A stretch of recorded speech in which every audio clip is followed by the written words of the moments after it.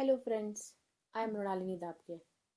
I am back with a new story which is written by Krupa Kadil. Krupa is a true blue Chennai girl. She holds a full-time job as a business presentation designer. She writes stories and snippets in her blog and loves to do many other things. The name of the story is Food on the Compound Wall. For all of us in this big new age family, he was the biggest nuisance in life. His punctuality was sickening, his food routine and preferences were absolutely incorrigible. His age was the biggest headache of all. He was over 85 years old and carried over the rules, regulations, and grit from his yesteryears. The lines on his withered, dark skin spoke about years of back-breaking hard work and hardships of life. He paid three-fourths of his retirement money every month for his food and lodging to stay in the house that he had built when his back was still erect. It was not that the family did not love him. They couldn't find time amidst their busy work schedule, social life, and virtual life to find time for that one soul which craved nothing but that. I served breakfast in the plate specially saved for him and poured some water in his thermos. He started on his idlis, his hand shaking vigorously. He took the first piece, grabbed my hand for grip, and slowly started moving towards the ancient-looking compound wall that surrounded our house. He placed the morsel of food on the wall, amongst other debris of the same customary ritual conducted the previous week and all weeks before that. This was one another annoying habit that never changed in his lifestyle.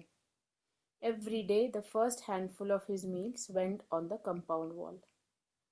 It was an irritating habit, as he usually dropped food all through the way from his room to the front door via the hall. It was my duty to clean up the whole floor after every meal. Cleaning the compound wall was the next disaster. Those squirrels and crows died on the food he kept there.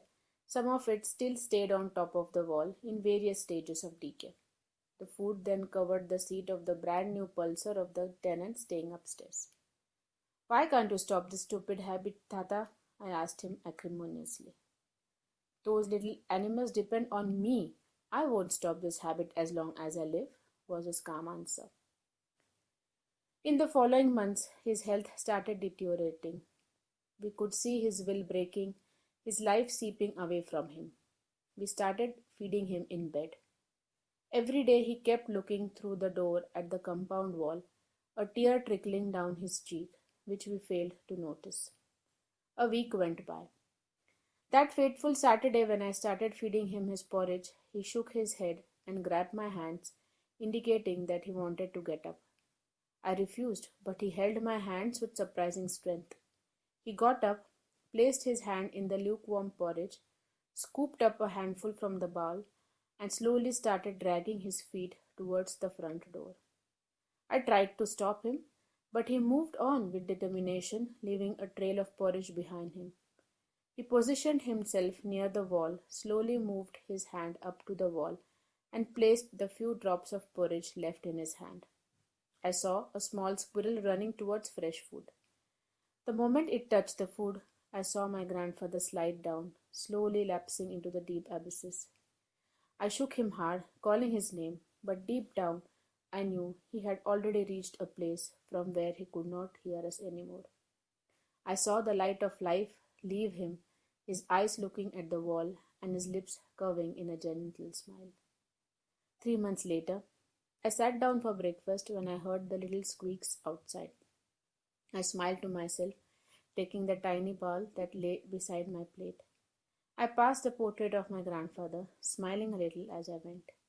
I placed the morsel of food on the earthen bowl that I had put on the compound wall. My grandfather watched the little act of love from a photo that was hung facing the compound wall. So, guys, did this story remind you of your own grandfather? Do let us know in the comments.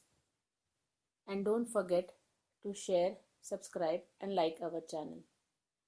We will be back with a new story. Till then, keep listening, keep spreading the joy of stories. Take care and goodbye.